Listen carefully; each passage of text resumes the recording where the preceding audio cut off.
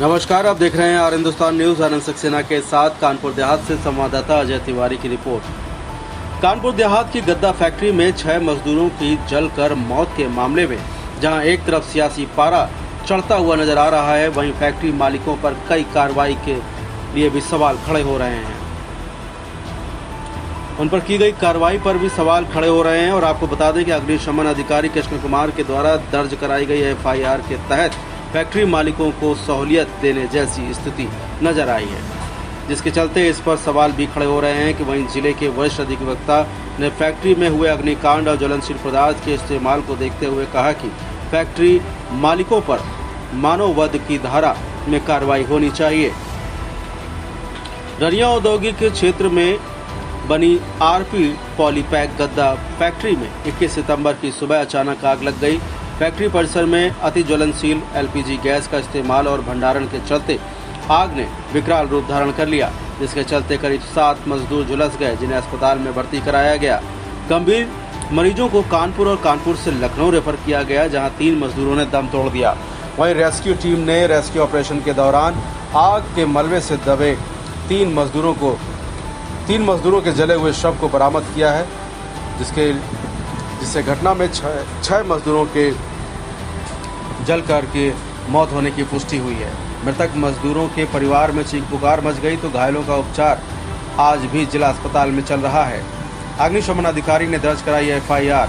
भीषण अग्निकांड के बाद अग्निशमन अधिकारी कृष्ण कुमार ने फैक्ट्री मालिकों के खिलाफ एफआईआर दर्ज कराई, जिस पर सवाल खड़े हुए हैं, क्योंकि जिन धाराओं में एफआईआर दर्ज की गई, जिसमें 7 वर्षों से कम की सजा का प्रावधान था, जिसमें यह साफ हो रहा था कि अग्निशमन विभाग ने इतनी बड़ी घटना के आरोपी को सहूलियत प्रदान की, तो वो जिला प्रशासन ने फैक्ट्री को भी सीज कर दिया।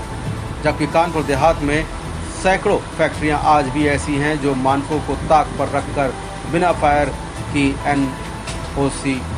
एनओसी के संचालित है, यानी कि उनको पास एनओसी नहीं है। क्या वहां भी किसी घटना का इंतजार अग्निशमन विभाग कर रहा है, या उन फैक्ट्रियों पर समय रहते कार्रवाई कर बंद कराई जाएंगी? पुलिस अधीक्षक के निर्देश पर जांच अधिकारी ने बढ़ाई है धारा 326, बढ़ी है फैक्ट्री मालिकों की मुसीबतें। अग्निशमन अधिकारी की दर्ज एफआईआर के मामले में पुलिस अधीक्षक वीबीजीटीएस मूर्ति ने जांच अधिकारी को निर्देशित किया है कि मामले की जांच गहनता से की जाए, जिस पर जांच करते हुए जांच अधिकारी देवेंद्र कुमार पाल ने बीएनएस की धारा 326 बढ़ा दिया है, जिसके चलते अब फैक्ट्री मालिकों की मुसीबतें बढ़ती हुई नजर आ रही हैं, क्योंकि धारा 326 के तहत आरोपित फैक्ट्री मालिकों पर 10 वर्ष या उससे अधिक आजीवन कारावास की सजा भी हो सकती है। फिलहाल पुलिस जांच अधिकारी इस पूरे मामले में सभी बिंदुओं की बारीकी से जांच कर रहे हैं। सुरक्षा मानक पूरे न होने पर विभागीय अधिकारियों पर कार्रवाई हो। जनपद के वरिष्ठ अधिवक्ता जितेंद्र प्रताप सिंह की अगर माने तो इस पूरी घटना में अग्निशमन विभाग के द्वारा दर्ज कराई गई एफआईआर में फैक्ट्री मालिकों को सहूलियत दी गई है। वहीं जांच अधिकारी के द्वारा बढ़ाई गई धारा 326 से फैक्ट्री मालिकों की मुसीबतें बढ़ेंगी, तो वहीं फैक्ट्री में अति ज्वलनशील एलपीजी गैस के इस्तेमाल और भंडारण के बाद घटना को देखते हुए फैक्ट्री मालिकों के खिलाफ मानव वध की धारा 105 के तहत भी कार्रवाई होनी चाहिए।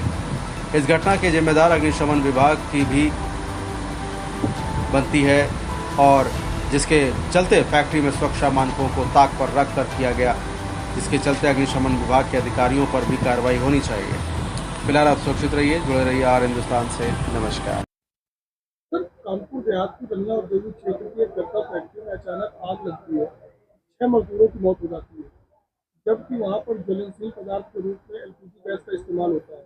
और अग्निशमन विभाग जो है मामला तो बीएनएस की धाराओं में दर्ज कराता है, 250, 126 भी। तो इस तरह की धाराओं को किस नजरिए से देखते हैं इतनी बड़ी घटना के बाद? ये मामला बहुत गंभीर मामला था।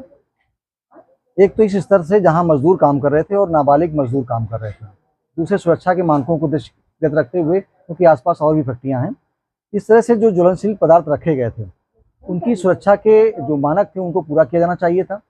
क्योंकि उन मानकों को पूरा नहीं किया गया तो एक गंभीर अपराध बनता है। और जो प्रारंभिक स्तर पर जिस तरह से एफआईआर हुई, तो कहीं ना कहीं यह दर्शाता है कि जो दोषी व्यक्ति हैं उनको इसमें बचाने का प्रयास किया गया, क्योंकि वो जो धाराएं थी बहुत ही हल्की धाराएं थी, जिसमें 7 साल से नीचे के जो अपराध बनता था उससे नीचे के ऊपर सजा नहीं हो सकती थी, और इस स्तर पर उनकी गिरफ्तारी भी नहीं हो सकती। जो धारा 35 BNSS जो भारतीय नागरिक सुरक्षा संहिता है उसके जो नियम है उसके तहत 7 साल के नीचे के मामलों में गिरफ्तारी नहीं हो सकती थी। अच्छा, इस पूरी घटना के बाद जांच अधिकारी ने बीएनएस की धारा 326 को बढ़ाया है। इससे जो फैक्ट्री के मालिकान थे उनकी मुसीबतें कितनी बढ़ने वाली है या कोई सहूलियत मिलेगी? हाँ, निश्चित तौर पर जो धारा 326 है भारतीय नागरिक सुरक्षा संहिता के तहत, इसमें कोई उनको लाभ नहीं मिलेगा जो 7 साल के नीचे वाला मामला था, बल्कि इस मामले में जो सजा है वो आजीवन सजा है, और जो 10 साल तक हो सकती है, 10 साल से ऊपर की हो सकती है और आजीवन सजा। तो निश्चित तौर पर अब इस स्तर पर यह एक गंभीर मामला बन गया है, लेकिन यह एक मानववध की श्रेणी में भी आता है। इस में ये धारा लगनी चाहिए थी, जो 105 है वो नहीं लगी।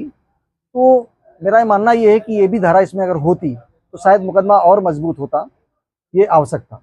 अच्छा, एक सवाल ये भी है कि जिस तरीके से जानकारी में ये आया कि फायर की एनओसी फैक्ट्री मालिकान के पास नहीं थी, और जबकि ज्वलनशील पदार्थ एलपीजी गैस का इस्तेमाल किया जाता था, जो जिले के जिम्मेदार हैं चाहे वो अग्निशमन विभाग को इतने लंबे समय तक सोए थे, इस पूरी घटना के बाद उनकी कितनी जिम्मेदारी जो है वो स्पष्ट होनी चाहिए, उन पर कार्रवाई किस तरीके से होनी चाहिए कि कानूनी व्यवस्था के तौर पर देखा जाए? जब कोई भी कर्मचारी काम करने जाता है वहाँ पर, तो ये मान के चलता है कि सुरक्षा के सारे मानक वहाँ पर मौजूद हैं, और वो एक तरह से जो कानूनी जानकारियां हैं उनसे अनभिज्ञ होता है कि क्या क्या उसको सुरक्षा के मानक मिलने चाहिए। ऐसे में जो अग्निशमन के अधिकारी हैं या इस संबंध में जो दूसरे जो भी विभाग हैं, जो जुड़े हुए लोग हैं, चाहे वो बाल श्रम से संबंधित हों या श्रम विभाग संबंधित हों या जो स्थानीय जिला प्रशासन है, इन सब की पूरी संयुक्त जिम्मेदारी बनती है कि उन सारे मानकों को पूरा करावें, जिससे आम व्यक्ति, आम श्रमिक निर्विघ्न होकर और सुरक्षित रूप से वहाँ काम कर सके। अगर इन लोगों ने इन मानकों को पूरा नहीं किया तो निश्चित तौर पर ये जिम्मेदारी उनके ऊपर ही बनती है, और कहीं न कहीं वह इस उपेक्षा के लिए उनके खिलाफ कार्रवाई होना आवश्यक है।